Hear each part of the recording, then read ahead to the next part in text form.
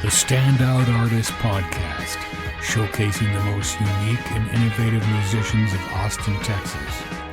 Brought to you by entrepreneur and professional drummer Andy Jeffs. Stay tuned and stand out. Welcome to the Standout Artist Podcast, the show where we dive into the minds of the most unique and innovative musicians of Austin, Texas, and find out what they're doing differently in today's music world. Today I have Billy King from the Austin-based surfer rock from hell band, Billy King and the Bad Bad Bad. That's not one, not two, but three bads. I bumped into Billy, I think it was like a week ago now. Yeah, just about a week ago at, where were we? Austin. ABGB. ABGB Yeah. there. And It's like the CBGB, but with pizza and nicer bathrooms. Right, yeah, and lots of beer. It was a good time. But yeah, thanks for coming on, man. It's absolutely great to have you on. It's a pleasure. Yeah, cheers. Well, thank you for having me. Yeah, dude, yeah, you put on a hell of a show last week. I had heard of Billy King and the Bad Bad Bad. I might have seen you briefly at another show like a year ago. I can't remember exactly, but that show that you put on there was, really good. I can just see like so many characters in that band, like you guys all stand out in your own kind of way. Yeah. Which is awesome. Yeah. For sure. We try to let everybody shine, Yeah. have their moments. Yeah. So like, what's the story of the band? Is that the original band from like start to finish there, or has it gone through transitions? What is yeah, it? so I mean, it started off with me and Cameron Wren, the other lead guitarist. Okay. We met at a tech sales company here in Austin in orientation, and it was, as typical tech companies are, they make you stand up and say like 3 things about yourself, and then what you like to do type of thing. And so I was just like, saying, hey, I'm Will, I like to play guitar. And then he was just like, hey, I'm Cameron, I like to play guitar. And so afterwards I was like, hey man, I'm trying to start this new band. I have some songs, you want to jam sometime? And then he was like, yeah, sure. And then so a couple weeks later he came over, and like we just started jamming on some of the songs that I had shown him. And honestly, like as soon as I heard his first strum, I was like, oh, this is the guy. Like he's definitely somebody to cherish and hold on to, because he's incredible. Yeah. And so then, that was 2014. Wow. So then it took us till 2017 to really get going. Yeah. Just to find all the other members and everything. And then, like the day of our first show, our bass player fell through, and so we were like, well, I guess we're playing 2 guitars and drums. And so how did he break it to you? What kind of situation was that? It was more of one of those situations where like you show up to pick him up and he's like, how did you find me here? Because he was so like messed up. Really? Yes. So I was like, well, let's get you to bed, and fair enough, I'll see you another time. Wow, man. So where were you there? You getting some good stuff there. You were doing the first show, 2 guitars and drums. Yeah. And then that just kind of took off. It was like all of a sudden we just kept getting asked to play shows. Yeah. And then we just said yes to everything. Mm-hmm. And then it was like all of a sudden, like everybody's just like, who is this band, Billy King and the Bad Bad Bad? They're coming out of nowhere, but they're playing everything. Right. And then some people were not too thrilled about that. They were like, they're playing too much, because we were playing 2 to 3 shows a week. It was just like every single show that somebody asked us to play, we said yes to. So for a solid year, we were playing a ton. I mean, I want to say that in 2017, we probably played 150 shows. That's amazing. And then maybe 200 in 2018. I know. It was pretty wild.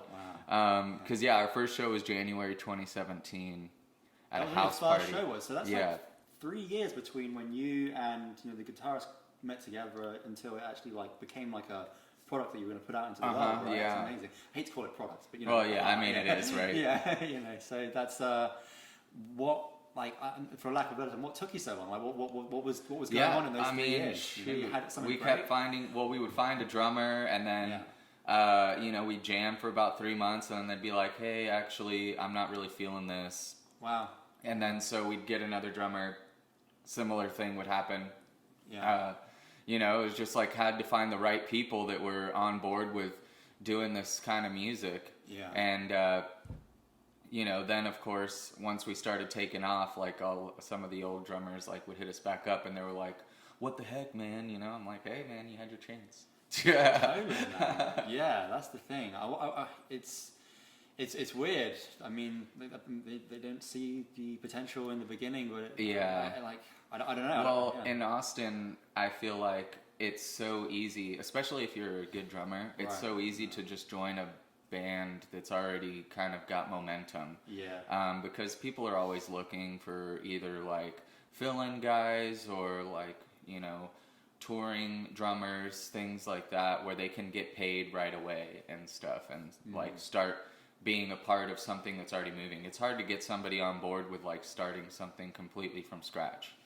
Yeah, that's an interesting. So I feel like that was the most difficult thing. But once we started going, it was just like, you know, we got a lot of momentum. Then it was like 2019 or 2018 we got Best New Austin Bands runner-up, and then because of that we got on to Black Fret, which is like an organization that helps grow Austin artists, and they give grants to Austin artists. Yeah, they are.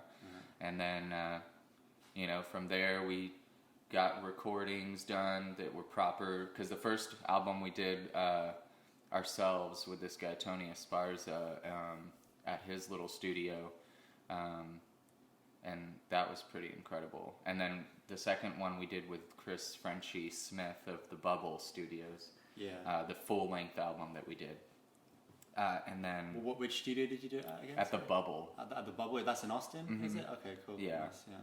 And then so from there, you know, we got to grow and then get on board with this record label here in town that's a non-profit, and it's called Spaceflight Records, and they are really incredible with musicians. They give you like 100% of your ownership rights, and they pretty much just help you grow. They look for Austin acts that are kind of marginalized in the scene, and you know, just help us all grow together. That's interesting. So are these guys doing the non-profit, are they just like old artists that, you know, kind of made their gig and were just like, we want to pass down the flame? Like, what was their kind of purpose? I mean, who are these people? I mean, well, yeah, cool. So I mean, the founder, one of the founders, Brett Orison, he's like the kind of main guy behind it. He was like a sound engineer for the Black Angels. He does a lot of recording, like he did some of the Black Angels albums. We had Christian on a couple of weeks ago. Yeah, actually. Oh, right on. Like people like the Cult of Dom Keller. He's done, if you look at his discography, it's pretty incredible how many bands he's recorded. And right now, this past year, he's been the audio engineer for Jack White. So on his run. So I believe Spaceflight is teaming up with Third Man Records. That's what I read in an article. So that's pretty exciting too. But yeah, so he's just like champions finding sponsors to help grow this record label, and they just help you with your distribution and promotion and all of that. And that's really dope. It is. Yeah. So, man, just things. You took a little bit of a while, like a few years, but once you got the right code, right, you just keep on rolling with that code. Exactly. Right? Yeah. How did you go about finding the right musicians? Because I can relate to it quite well just from a solo musician trying to find the right band. For me, it's like you got to try a lot of different avenues. Right? You do, yeah. What was it like for you, and what were you trying to find? Because you got such a cool combination right now. It's like, it's a combination of like all these characters, they all stand out in their own way. Yeah. And that it's so visually appealing as well. When you look at the band, it's like, shit, they're on fire, man. So like, I don't know, like, how do you find those characters? I mean, I don't know. I feel like they kind of found me, they found us, type of thing. I mean, Cameron, whenever I met him, I was just like, all right, so we're going to be the ones championing this and like creating a band. And then eventually along the way, we just found our other members. Right. Like our most recent drummer, Rocky, he has just been with us since before South by this year. So he's relatively new, but I mean, his energy is pretty amazing. And the drummer I feel you like, sang? Rocky. Yeah, he's one of our newest members, but like attitude and enthusiasm is always incredible. And I don't know, just like finding people that just gel well, that you guys can like get along with, hang out with. Yeah. You know, because like it becomes like a little family too, like a little unit. 100%. People to have fun with while you're on the road. Because I mean, it is a business, but you know, you gotta like really fun business. Yeah.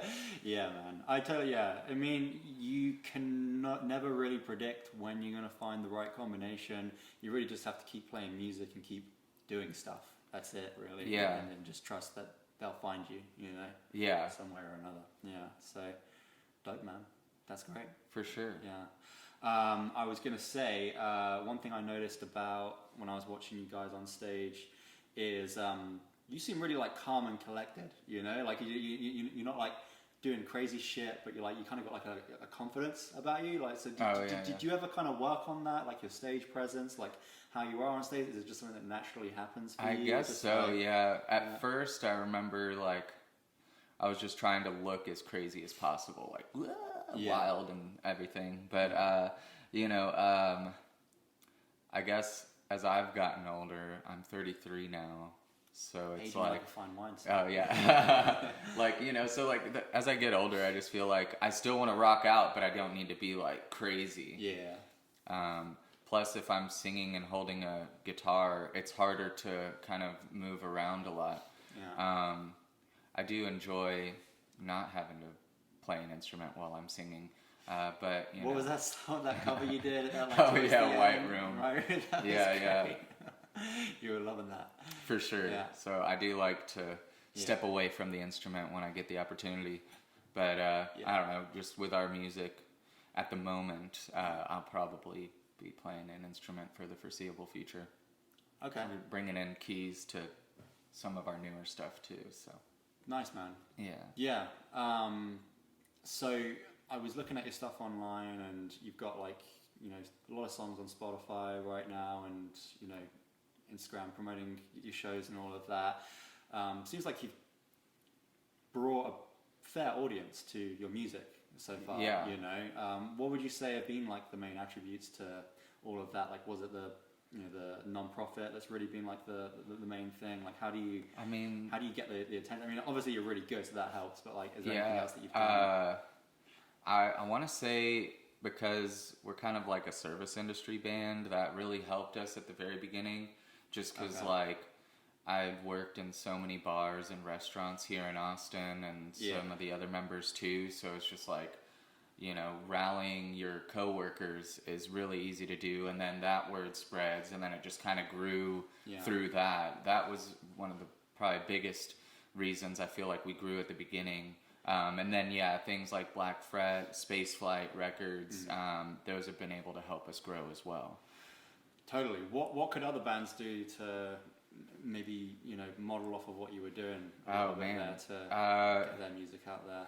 Yeah, I mean, it's kind of, you gotta always be networking for sure. Yeah. Like, I always have cards on me and stuff, and they have like a little QR code. So like, if I'm talking to somebody, I'll just hand them a card and be like, hey, scan this QR code, check out my music. And then, you know, if they like it, cool. And maybe they don't even scan it. I don't know. But, you know, you're just trying to always be networking and going to shows too. And like, you know, talking to other musicians. That's definitely crucial. I feel like at least one member of the band should be trying to do that. Do you find that you're still kind of like going out to shows yourself, like giving yourself like kick up the arse? Not as much as I used to. Yeah. Well, you're playing at the shows a lot of the time, right? Yeah. Yeah. So yeah, definitely networking at the shows you're playing at is crucial too. And then you know, just I don't know. And whenever we were first getting started,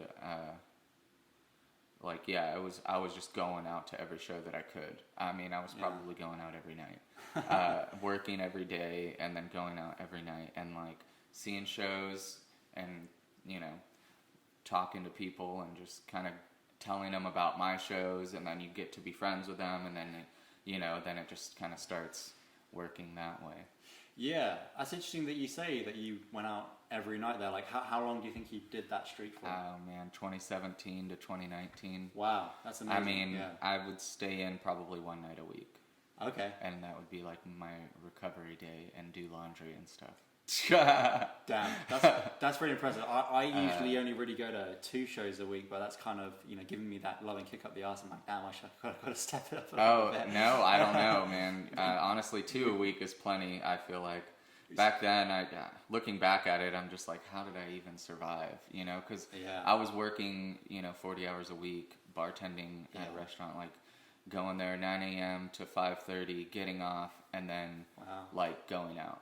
And I would probably I would stay out till 2, and then I'd do it again. Would you be drinking? Oh yeah. That was so. I mean, that's the thing. That's what keeps you going, right? It does, yeah. And then the next day, I don't know. I was in my 20s then, so at least like I wasn't getting hungover. Right. Now it's like, when did it hit have you? to think about 30-ish. Yeah. It's already hit for me, man. I quit drinking a couple of months ago because I just can't handle it. Yeah, no, I mean, honestly, it's for the best. I have to pick and choose whenever I drink because, like, I have to know that the next day I don't have anything to do. Yeah. Otherwise, because I don't, normally I can, like, manage not having a hangover, but, like, if I get one, they're just pretty bad. And it's just, like, so... I don't know, much of a headache. It's like, why does anyone like this? I don't know. It's like a kind of an alright reward for a really big kind of like just weight on your shoulders. Oh yeah, totally. It's not. Yeah. Yeah, I don't know, man. I was literally walking across the street like 3 months ago, and I just decided to quit. It was a very easy decision. Yeah. I've been drinking ever since I was 13, like every weekend. Like. Yeah. Just thought it was normal. I guess it is normal in society, but. I don't know, man. Just couldn't do it anymore. Just didn't feel right. Right. Yeah. Well, I mean, it's always good to take a break. I do like months off all the time, like 2 or 3 times a year, and then now I just try and keep it to a minimum. Yeah, totally. I don't know where I really stand. I don't really have a definitive decision. It's just no desire at the moment. Yeah, that's good. Yeah. So what would you say your biggest challenges as a musician are now? You kind of gotten through the stage of the, get out there, meet as many people as possible. You kind of can calm down a little bit, chill, let the road kind of take you rather than you run in. So what are the challenges today? I mean, right now, what we're just trying to work for in 2023 is just getting on a bunch of festivals, like as many as we can. Yeah. So that's going to be our main goal.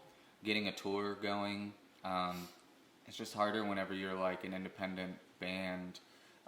Getting on as like direct support for a bigger known act, so like you're having to do all of the work yourself or with a booking agent, and so like a lot of these shows, you'll never know how well it's gonna work out, and it's hard because like in Austin you can get shows where you get paid pretty well, and so it makes it hard to leave the Austin area.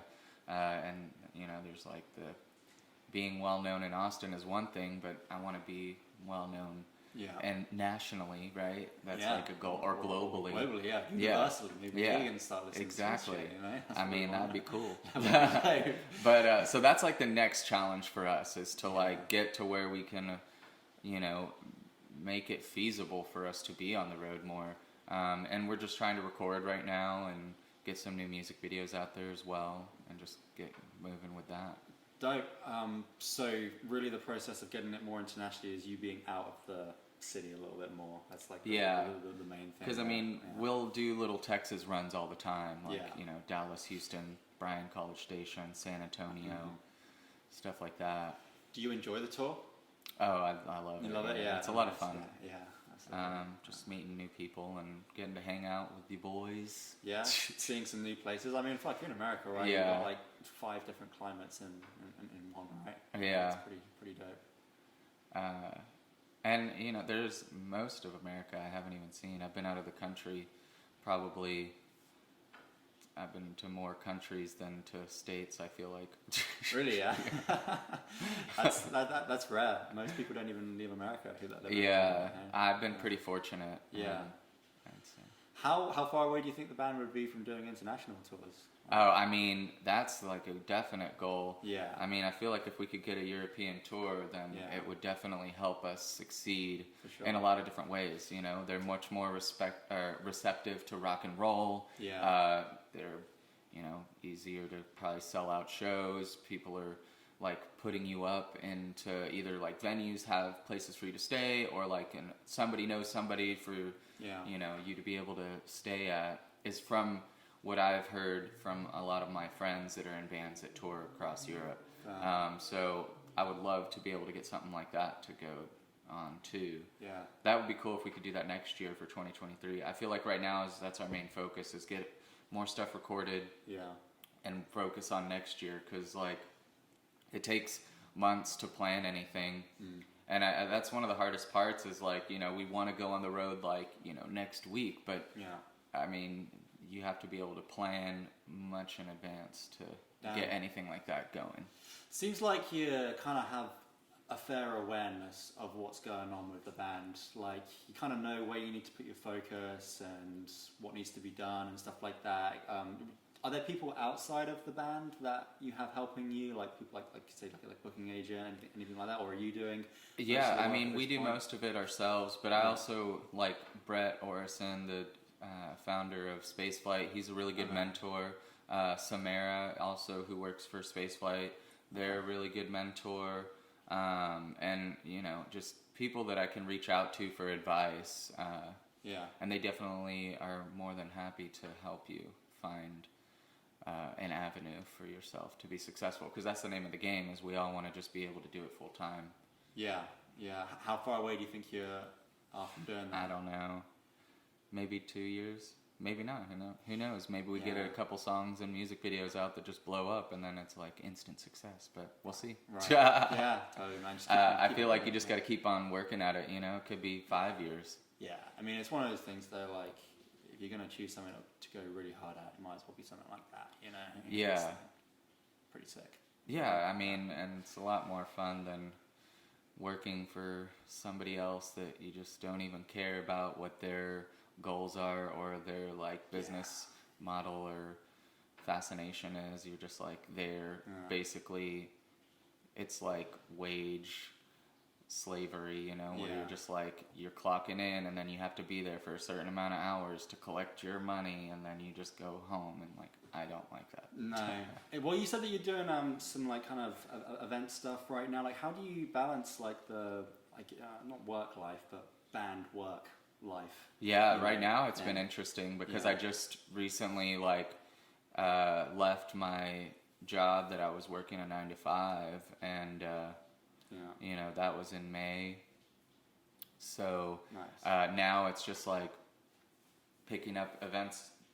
You definitely have to schedule ahead of time, or like plan further in advance for anything, because you need to be able to make sure, like, okay, you're going to be getting this kind of income in. It does make it more difficult for like housing, because right now I'm in the middle of moving, and it's difficult to find a place, because they're like, oh, well, you don't have guaranteed income. But I'm like, yeah, but look at my bank statements, look at my W-2s, here's proof that I make more than 3 times the amount of rent that you require, yet you're still not going to accept it. They're being kind of weird about that? Oh, yeah, definitely.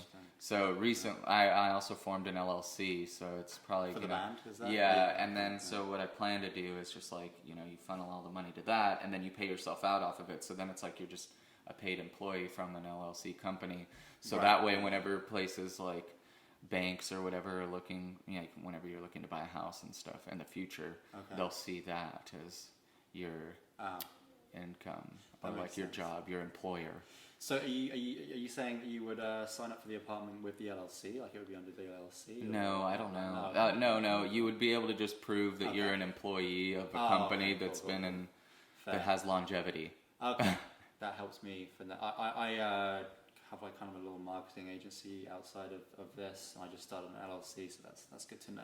Yeah, for sure. And I mean, I'm learning too on it, so I don't know all of the rules and legality behind it, but I'm pretty certain that that's the way to go about it. So just gonna Billy King and the Bad is an official business. Yes. Coming for you. That's awesome, dude. Man, it's interesting, like the whole musician like work balance, right? Like, you do have people that are full-time musicians, but they're not making a great living. They're just very committed to just doing that. But it does kind of limit you when you're doing that, right? Because you rely on just music, and then you might miss out on an opportunity like Billy King the Bad Bad Bad because you had to go and make money right on the band kind of yeah thing. So I've always personally been the type to have a little side gig just so I can have more freedom to take more risks with Right. music and not feel like I have to take a project and stuff like that. I don't know how you see that sort of stuff. yeah no I mean that's kind of what I'm trying to do myself, is just like keep these events and stuff like consistent so that I can schedule around it. Nice. And then just kind of grow within that and just focus more on the band. Totally. Because it does get taxing, you know, whenever you're just like waking up, working a 9-to-5 job, and like especially if you're in the service industry, working like an 8 to 10 hour shift is physically exhausting, right. and mentally, like, because you're dealing with people all day. And then so you get home, and the last thing you want to do is like, all right, now it's time to work on my other job, which is the band. You know, it's like you just kind of want to veg out and just watch Netflix or read a book or whatever. I get there's only so much energy you can have in the day. You've got to pick like 2 things that you can focus on in the day. Totally. And then that's it. You know, you can't be juggling all these balls. I'm in subtraction mode right now. I've been like letting go of clients. I'm like, I don't need to, you know, keep on making more and more money. Like I'm just cutting it as like little as possible as I need to like you know, fund my lifestyle, have a bit of savings as well, so I can just be free with music and stuff like that. Yeah, you know, absolutely. That's what's needed. One thing I want to put this out there to the listeners, and also Billy as well.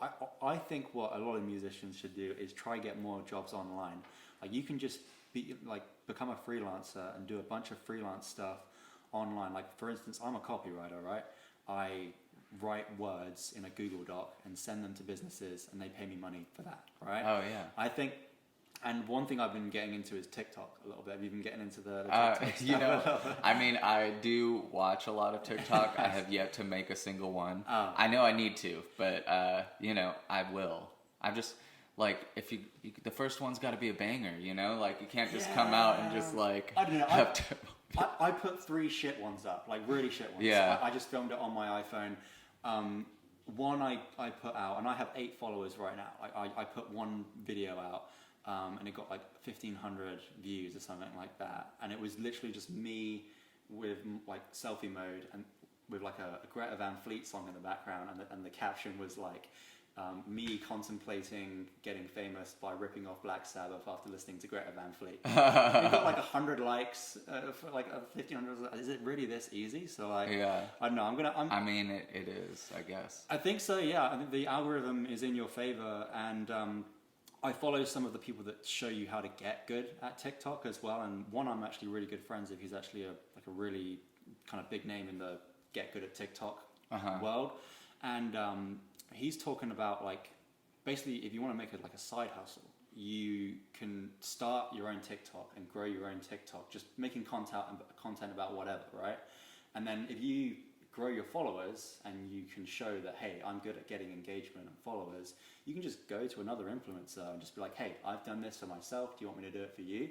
Yeah. And dude, you could be working like seriously like 5 to 10 hours a week, making 5 to 10K a month doing that. Yeah, you know, and I know some people with Twitch that were making a lot of money doing things with Twitch. Right.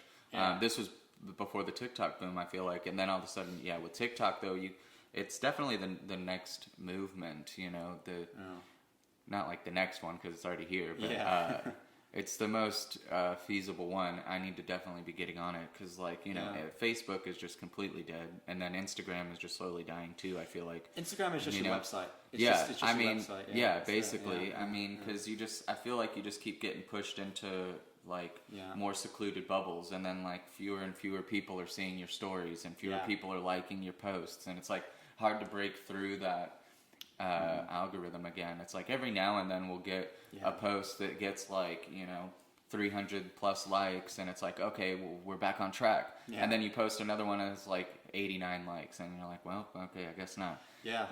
I had the same thing with the little podcast audiograms that I posted up. Like yesterday, posted up one. It was a really good audiogram. I thought it was one of the best I ever made, and it got like 12 likes. But like the other ones, they were getting like, you know, 50 to 100, and I'm like, this doesn't make any sense. So it's just like with Instagram, the algorithm is not in your favor. You know, I was skeptical about TikTok, but as soon as I got on the platform, I was like, oh, I see what's happening here. This is something you got to get in on. For Yeah. Sure. So yeah, just probably putting that out there. some content and get it posted. Yeah, I'm not a technical guy. When I started the podcast, I had 10 podcasts in the bag, but when I went to edit them, they were all fucked because I was technically retarded and I just didn't know how to. Yeah. And then I think what I was doing it with my old laptop, and my old laptop just completely ruined all of the audios and stuff like that. So wow. Don't worry, this one's going to be just clean and fine. All good. So I'm always very resistant to like learning new technology and stuff like that, but I don't think it's that hard once you get into it, right? And it's like, yeah, I should do that. And I think musicians should do it because they could do it for themselves and blow up, but they could also just do it for someone else and get paid a really great pay for doing very little work.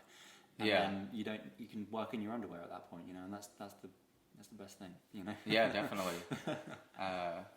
Working Anyway, from home is pretty cool. I've done it in the past during the pandemic, and it is nice. Yeah. You know, just being able to like wake up, you know. roll out of bed, and just turn on your computer. Takes a lot more responsibility though. Like it does. Yeah, you have to have a lot of like personal, like discipline, really. Yeah, definitely. And it's taken me a while, man. There's still areas. I mean, I've been doing it for the past 4 years now, and you have to be your own boss. Really, you have to like set boundaries for yourself and like set expectations, and you know, set little hacks in your life that like stop you from being lazy. You know? Yeah, absolutely. That's the thing. But yeah, man, nice little rant there. Last thing to kind of wrap the podcast up. What's one bit of advice you could give to musicians out there that are looking to create something similar to you? Yeah, I mean, definitely first thing is to do it. Just like get started, right? Just get started with it. I mean, it's definitely a lot of work, but it's very rewarding. I feel like every time we're finished with a show, it's just like the high is just so like energetic, and it makes you feel good to know that you're like accomplishing something that you're doing for yourself, and that other people enjoy it. So I definitely would recommend, if anyone wants to get out there and play music, to do it, to start a band. Even if you just do solo stuff, like I do solo stuff. I haven't done it in a long time, but I mean, how I got started in general was just going to open mics. Oh, nice. You know, and just playing your little 3-song set to a bunch of other people doing the same thing. And then eventually you find more musicians and you grow within that, and like, and then eventually you'll get paid gigs, and then it just kind of works from there. You just kind of got to get yourself out there. That's the main thing. I feel like these days, it's sad to say, because I'm more of an album listener. I like to listen to things front to end. And now it's all about the singles. So just like get a single out there, and then get internet presence probably. If you can figure out a way to make yourself, like exploit yourself enough to where you can get a little bit of a buzz and momentum from that, that's definitely the best way. That's something that I am still struggling with getting done too, but you know, just got to keep doing it. With Billy King and the Bad Bad Bad, are you going to be releasing singles or albums? Because if you have like a kind of a passion for albums, but singles are the thing to do right now. Singles, you kind of have to. So singles, and then eventually an album will pop out, right? Okay, and then we'll do a tour around the album. But I'll probably release like 5 singles, and then you release like an 8-song album, you know, and then all those singles are going to be on the album. But you know, at least you can buy a vinyl of it or something. Yeah, absolutely. Yeah, because that was the sentiment of having an album, right? You had this like just thing in your hand that was just like, you know, like a Bible of like this band, you know? Yeah. It was great. And now it's just like, it's all just random songs on the internet. But no, that's dope, man. Cool. What have we got to look forward to in the near future with Billy King? This will be out in like a week. Well, September 9th, we're playing at High Noon. It's a free show. Dope. It's a Friday. And then September 16th, we're playing at Antone's. So those are going to be nice. 2 really good shows. We have yet to play Antone, so I'm really excited about that one. That's like one of the big ones, right? In Austin. Yeah. What's like special about it? Is just a lot of like famous people who played there. Yeah, and like just Gary Clark Jr. is one of the owners, and you usually get to meet him when you play that. Does he shake your hand? Yeah, he's the one that like introduces you. No, knights you and just says yeah, you made it. Yeah, basically. No, he is a really, really nice guy, though. You met him? Yeah, I met him a few times. Just incredibly humble, and honestly, like that's somebody to look up to, like as a musician, because it's just like, all right, this guy, he's making it, he's doing his thing, he's cut his own path, and then he's still just like a really nice, humble guy, and nothing like, you never hear anything bad about him, I feel like. It's great. Yeah, man. Just goes to show it's totally possible to be a musician. It's like it's not like a washed up dream. You just it is. It's just at first it's tough to get it going, but once you get it going, then you can like actually make an income at it and make a living, and then you just keep growing from there. And that's definitely, you gotta have discipline and the determination and personal responsibility to make it happen, because it's easy, especially in Austin, to just get caught up going out every night and partying, and then then like a lot of people, I feel like you talk to them and then you're like, all right, we're gonna do this tomorrow, and then you call them the next day and everyone's like too hungover, so then nothing ever happens, and then it's all just talked about. It's hard to like push past that, but once you do, it's definitely rewarding and awesome. 100%. Honestly, man, in Austin, you can go out. Like I go out sober all the time and have a great time. I do too. It's great. But yeah, a couple of drinks, not too bad. Where can people find you? Obviously, it's Billy King and the Bad Bad Bad on Instagram. Yes, and Facebook, same thing. Yeah. TikTok is in motion. The Bad Bad Bad. It's at the Bad Bad Bad. Oh, cool. And then Twitter is at Bad Billy King. Nice. If you do your tweets. And then Twitch is the Bad Bad Bad, I believe, as well, too. Wow, and then, you're on all platforms. Just trying to expand as much as we can. But, something that I've gotten a little more slacking on is posting and stuff and content, Got to definitely work on more content. But yeah, and then our website is just thebadbadbad.com. So dope. Yeah. Well, follow him, guys. Go watch his shows. Absolutely incredible band. Thank you so much for being on the show, man, and looking forward to seeing your success in the future. Thank you very much. Okay. Cheers.